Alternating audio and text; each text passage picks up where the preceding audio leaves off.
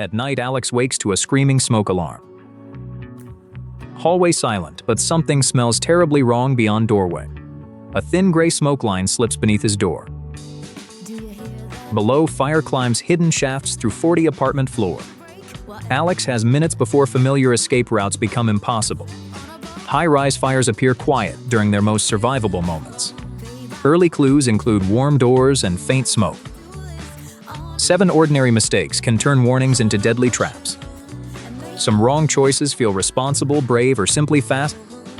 Alex must follow a practice sequence without dangerous improvisation. Mistake 1 is treating the alarm like an inconvenience.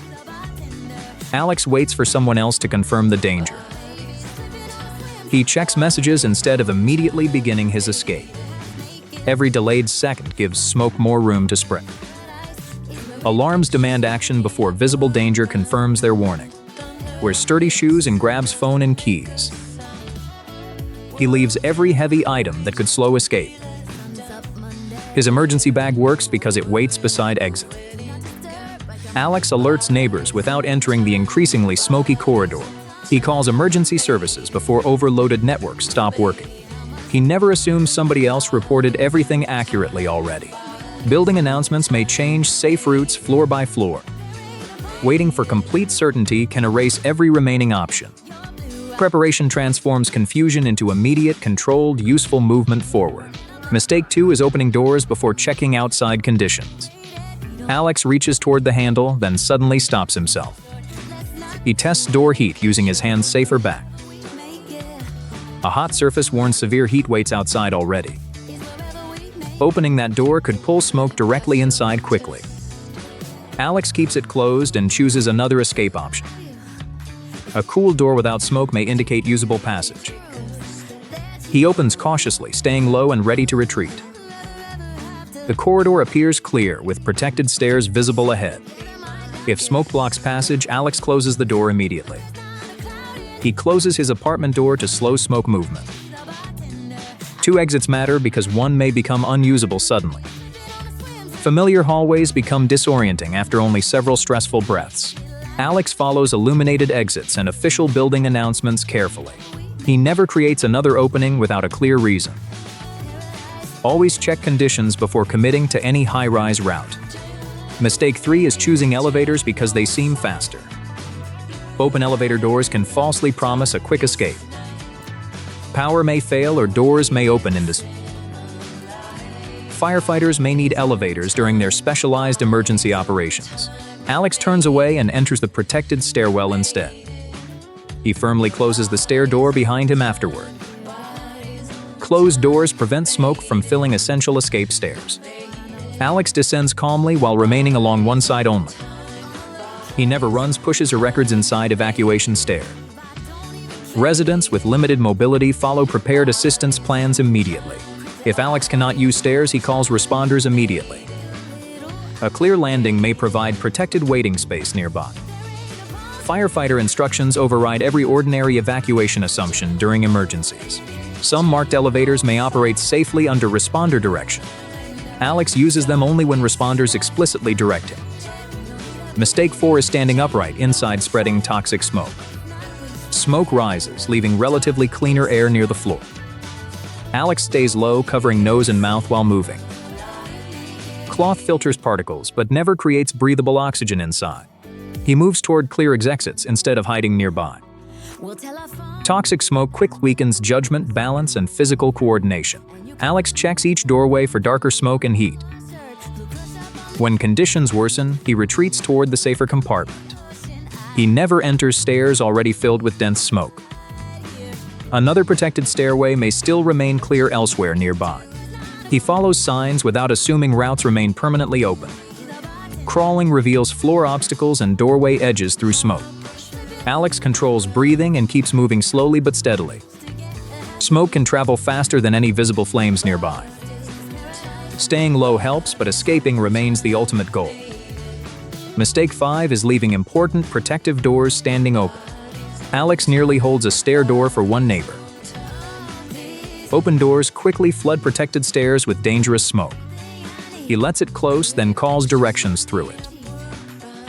Every closed door creates another protective barrier against smoke. Alex closes apartment, corridor, and stair doors behind himself. He never wedges fire doors open using nearby objects. Fire doors only work when they close completely shut. Even tiny gaps allow smoke through during pressure changes. Alex warns others without reopening the protected route again. Sprinklers and smoke controls work best with intact doors. He never tampers with alarms or automatic door closers. A closed door may hold smoke back for minutes. Open doors can now send fire throughout multiple floors. Sometimes survival simply means pulling one door closed completely. Mistake 6 is fighting fire instead of escaping immediately. Alex sees flames burning beside a corridor wastebasket nearby. He considers using an extinguisher while precious seconds disappear. But smoke thickens as his escape path rapidly narrows. Extinguishers suit only tiny, contained, and manageable fires nearby. Alarm, clear exit, and trained use must exist first. Alex evacuates because this fire is already growing larger. He reports the fire's exact location to emergency responders. He keeps flames ahead while backing towards safety carefully. Outside, Alex goes directly toward the designated meeting place. He never re-enters for pets, phones, documents, or valuables. He tells firefighters exactly who may remain inside still. Only emergency responders decide when re-entry becomes truly safe. Improvised heroics can easily create another rescue victim outside. Early evacuation leaves firefighters fewer people requiring rescue inside. Mistake 7 is hiding silently after every exit failed. Now Alex is trapped inside another possible scenario entirely. Smoke fills corridors while his door feels dangerously hot. He keeps it closed and calls emergency services immediately. He gives address, floor, apartment number, and occupancy details. Alex seals door gaps with damp cloths when available. He moves where rescuers can clearly see his window. He waves bright cloth and signals using his flashlight. He opens windows slightly only when outside conditions improve. If smoke enters, he closes the window again immediately. He stays low and updates emergency dispatchers continuously nearby. He never hides where rescuers cannot locate him quickly. He never jumps or trusts an improvised rope escape. Closed rooms and clear signals improve rescue chances significantly. Being trapped changes plans, not sound emergency decisions overall. 15 minutes have passed since the alarm first sounded. Alex survived by acting early and checking doors carefully. He used stairs, stayed low barriers, avoided flames. When trapped, he called, sealed, signaled, and stayed visible. Practice this sequence before smoke removes every available choice. At 6:17, the floor beneath Alex jerks violently sideways. Lights swing, glass trembles, and every instinct screams, "Run now." But earthquakes punish instinct faster than almost any modern disaster. During 30 minutes, 7 ordinary mistakes can become deadly traps. Some seem brave, others logical, and one feels harmless. Alex has seconds to choose before everything breaks apart. This is not about predicting earthquakes or becoming a rescuer. It is about surviving the dangerous decisions made immediately afterward. The safest move may strangely feel like doing absolutely nothing. Mistake 1 is escaping while everything around you moves. Alex sees the front door only 12 short steps away. 12 steps seem close until heavy furniture starts sliding violently. People are injured crossing falling glass and moving objects. Instead, Alex drops before violent shaking knocks him completely down. He crawls a short distance beneath the nearest sturdy table. One arm covers his neck, the other grips the table. The table moves wildly, yet creates a small survivable pocket. A heavy bookcase crashes exactly where Alex had previously stood. Running outside exposes him to glass, bricks, and masonry. Indoors. Remain indoors throughout the strongest period of violent shaking. Outdoors, stay outside and move carefully toward clear open space.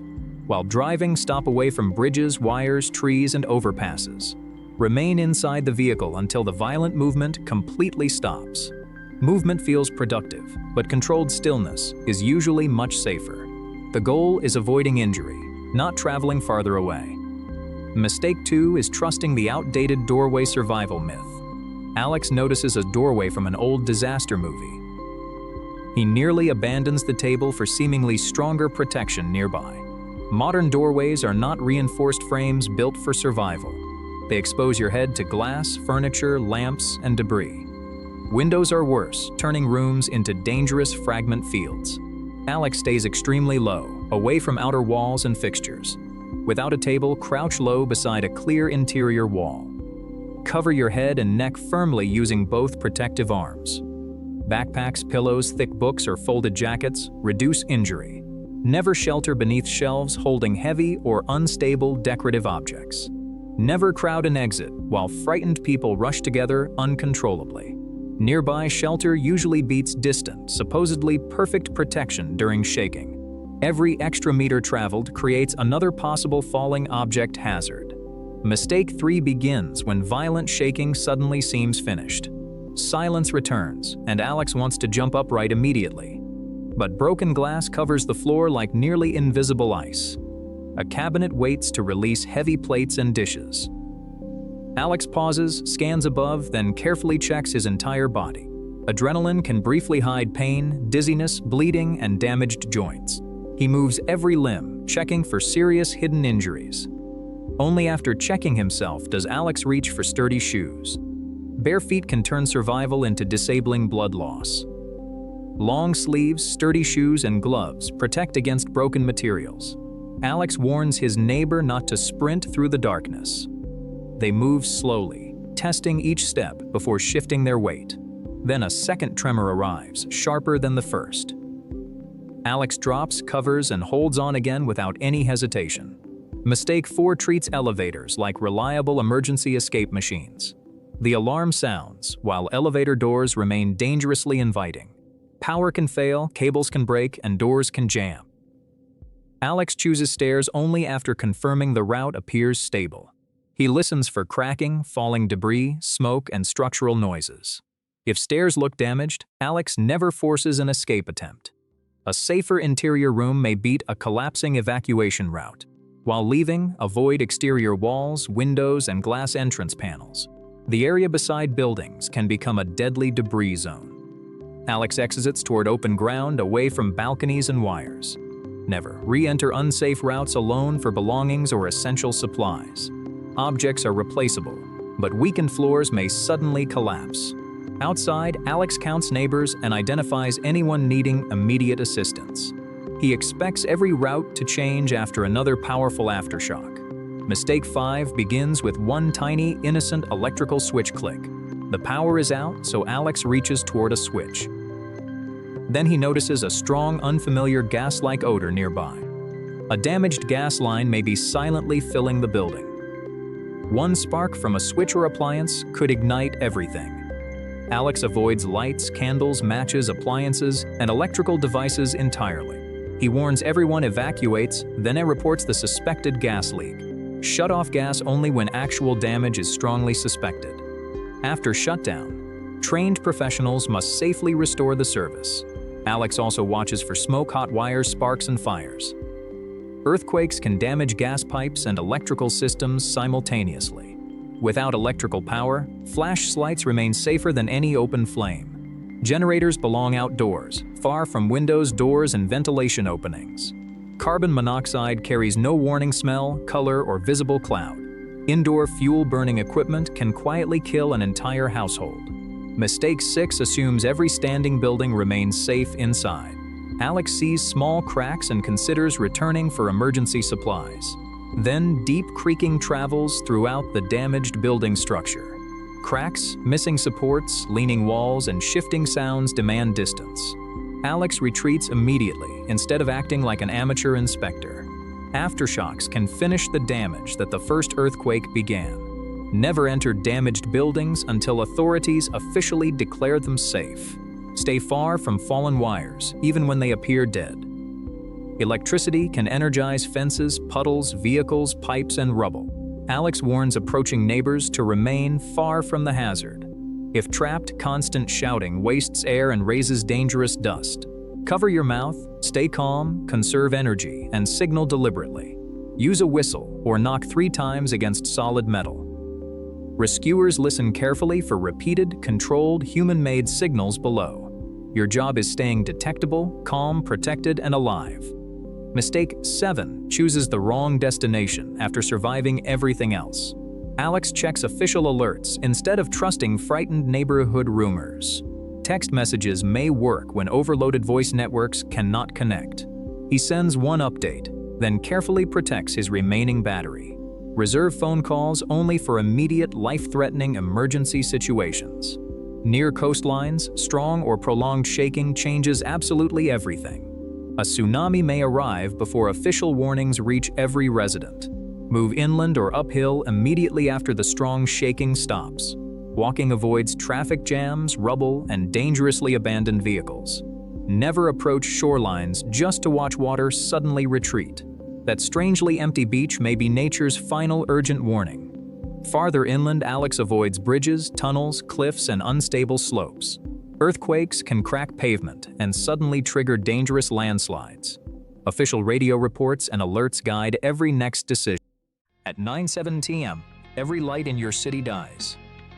Your phone has signal, but the internet is already slow. Elevators stop, traffic lights vanish, security systems begin failing. Most people assume the power will return in a few minutes. That assumption may be the most dangerous mistake of the night. Because during a major blackout, your first 60 minutes matter most. What you charge, collect, and avoid now can decide everything. Here are 7 mistakes you must not make. And number 6 is something almost nobody thinks about. First, do not rush outside to investigate. Darkness immediately makes familiar streets more dangerous. Traffic signals fail, drivers become confused, and collisions increase. Broken glass, open drains, and fallen cables become nearly invisible. Some people also use the confusion to steal or start fights. Stay inside until you understand the scale of the outage. Look through windows without standing directly in front of them. Check whether one block or the entire skyline is dark. Then listen. Sirens can reveal what your eyes cannot. Mistakes number 2, wasting your phone battery. Your phone is no longer entertainment. It is survival equipment. Immediately activate low power mode and reduce screen brightness. Close video apps, games, Bluetooth, and unnecessary background services. Download emergency maps or instructions while data still works. Send one short message to family instead of making repeated calls. Text messages often work when overloaded voice networks do not. Write important numbers and addresses on paper before your battery dies. If you own power banks, connect and test them now. Do not trust the glowing indicator without checking actual charging. Mistake 3, waiting too long to collect water. Many people believe tap water cannot stop during a blackout, but tall buildings often depend on electric pumps. Without power, upper floors may lose pressure surprisingly quickly. Fill clean bottles, pots, buckets, and your bathtub immediately. Keep drinking water separate from water used for washing. Cover every container to prevent dirt, insects, and contamination. A healthy adult may need several liters every day. More is required in heat, illness, or physical activity. Do not drink from radiators, toilet tanks, or unknown building pipes. Clear water is not automatically safe water. Mistake 4, opening the refrigerator again and again. Every curious look releases cold air and shortens food safety. An unopened refrigerator may stay cold for roughly 4 hours. A full freezer can remain cold much was left closed. Make a food plan before touching either door. Eat perishable refrigerated food first, then frozen food, then dry supplies. Group frozen items together so they help keep one another cold. Never taste suspicious food to decide whether it is safe. Dangerous bacteria do not always change smell, color, or flavor. When uncertain, throw it away. Food poisoning drains precious water. Mistake 5, using candles as your main source of light. Blackouts create the perfect conditions for accidental house fires. People fall asleep, pets move, and candles are easily knocked over. Firefighters may already be overwhelmed by elevators and traffic accidents. Use LED flashlights, headlamps, or battery lanterns whenever possible. Point a flashlight at a cell ceiling to illuminate an entire room. This uses less energy than running several lights at once. If a candle is unavoidable, place it inside a stable metal tray. Keep it away from curtains, children, pets, and sleeping areas, and never leave any flame unattended, even for 1 minute. Now comes the danger most people completely overlook. Mistake 6. Creating carbon monoxide while trying to stay comfortable. Carbon monoxide is invisible, odorless, and potentially deadly. Generators, charcoal grills, and fuel stoves all produce it. Never run any of them inside a home, garage, or enclosed balcony. Opening a window does not make indoor generator use safe. Place generators outdoors, far from doors, windows, and air vents. Point the exhaust away from every occupied building. Never cook with charcoal indoors, even when the weather is cold. Headache, dizziness, weakness, or confusion can be early warnings. If several people feel sick together, move outside immediately. A working carbon monoxide alarm can save everyone before symptoms begin. Mistake 7. Ignoring information because the situation feels calm. A blackout can be caused by weather, equipment failure, or cyber attack. It may also accompany fire, flooding, or a wider infrastructure collapse. Find a battery-powered radio and identify official emergency channels. Separate confirmed instructions from rumors spreading through social media. A dramatic message from a stranger is not reliable evidence. Look for agreement between authorities, utilities, and local broadcasters. Write down evacuation routes in case mobile data disappears. Include one route that avoids elevators, tunnels, and major intersections. But do not evacuate merely because the room feels uncomfortable. Leaving shelter can expose you to greater danger. Evacuate when your building is unsafe or officials instruct you to leave. Now organize what survival experts call a blackout command station. Put lights, batteries, radio, medicine, water, and keys together. This prevents people from searching through darkness and losing equipment. Add shoes, gloves, and a small fire extinguishers. Keep sturdy shoes on, especially if windows or glass objects can break. Place one flashlight beside each person, not across the room. Give children chemical glow sticks instead of candles or matches.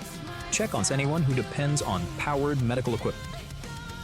Their backup battery may have far less time than expected.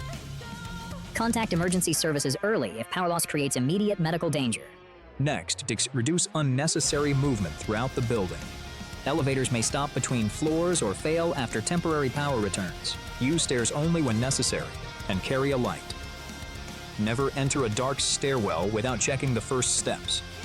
Automatic locks may behave differently when backup power expires. Keep physical keys on your body before doors become inaccessible. Unplug televisions, computers, and other sensitive electronics. A power surge may damage them when electricity suddenly returns. Leave one lamp switched on as a simple power indicator.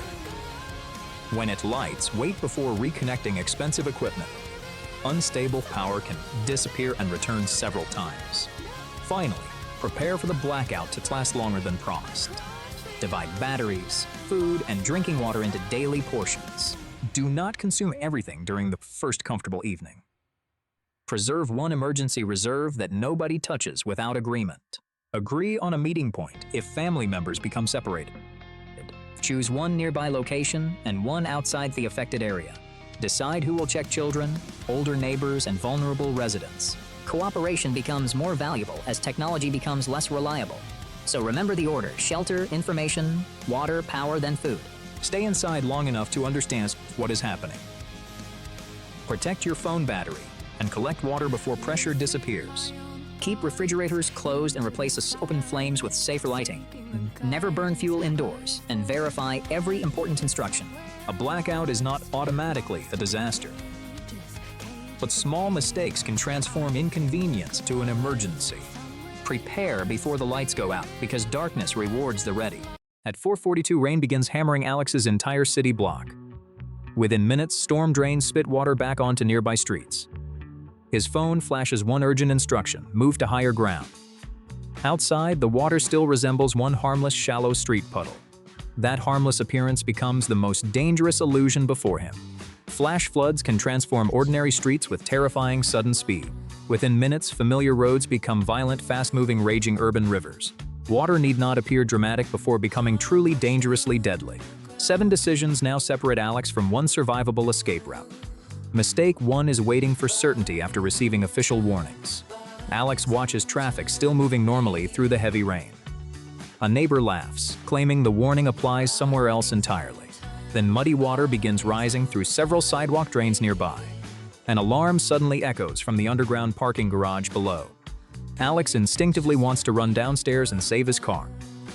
The elevator points downward, offering the fastest route toward danger.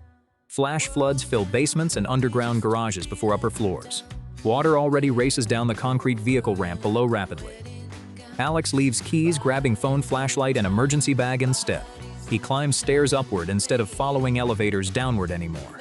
He warns his neighbor no vehicle is worth entering water.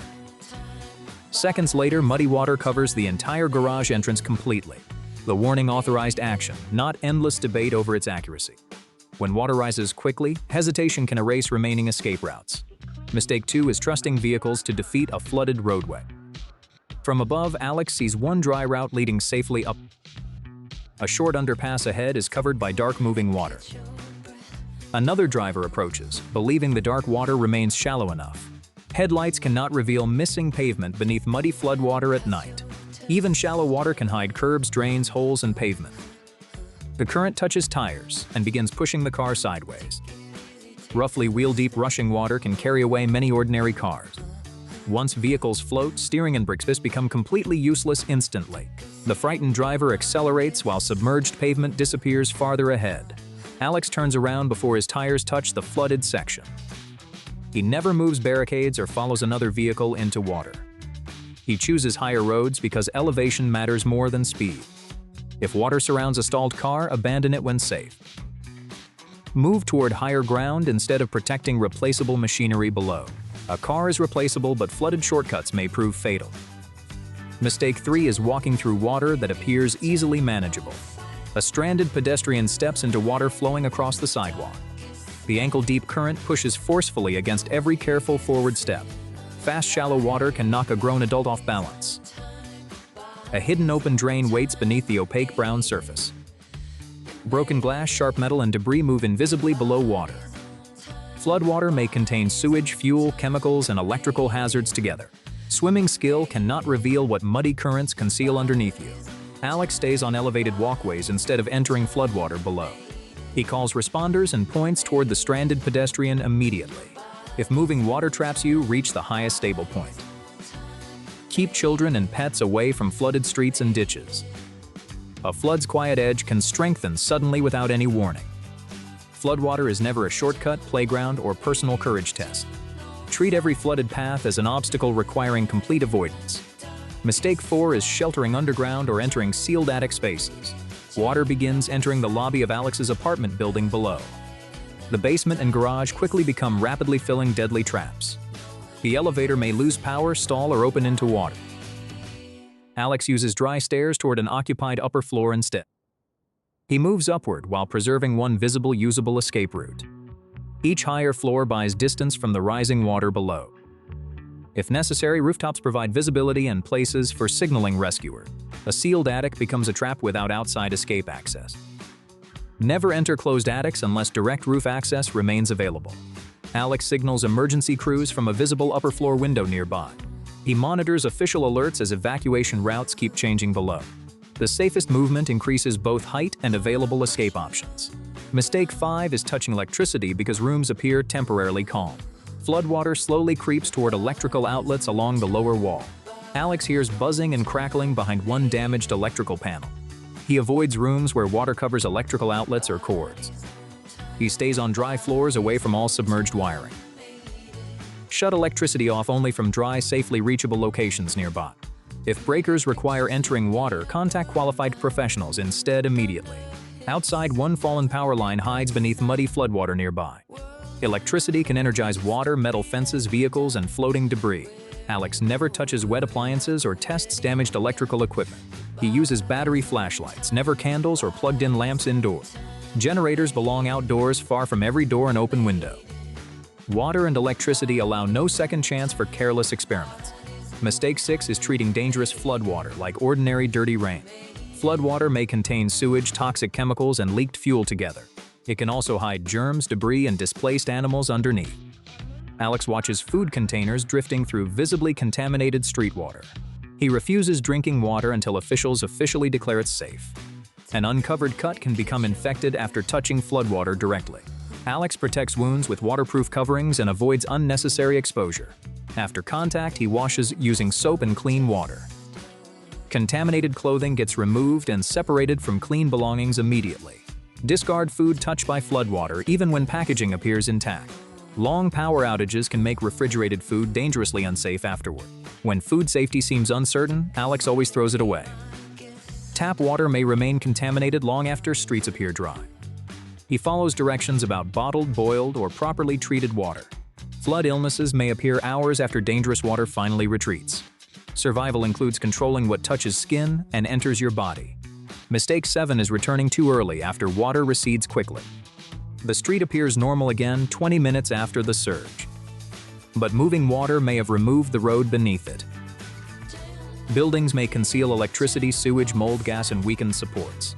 Alex waits behind barriers until officials finally authorize safe re-entry. Later, he returns during daylight carrying one battery-powered flashlight carefully.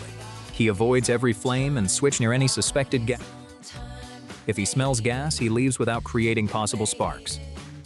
A certified electrician inspects flooded systems before restoring electrical power. Alex photographs visible damage only from stable, permitted locations nearby. He checks official radio and phone updates instead of rumors. One brief status message preserves battery and reduces network congestion. He avoids tempting shortcuts because safe routes repeatedly change afterward. The correct destination is wherever current authorities direct survivors safely. 20 minutes passed, but the dangerous flood emergency remains active. Alex survived by moving upward, never downward or through floodwater. He obeyed warnings before danger became visually obvious to everyone. He abandoned the car, shortcut, and urged to investigate personally. He stayed outside floodwater and away from hidden electrical dangers. He protected food, water, wounds, power, and reliable information carefully. He waited for official clearance instead of trusting familiar streets. Remember, act early, move higher, turn around, and stay out. Flash flood survival depends on decisions made before certainty arrives fully.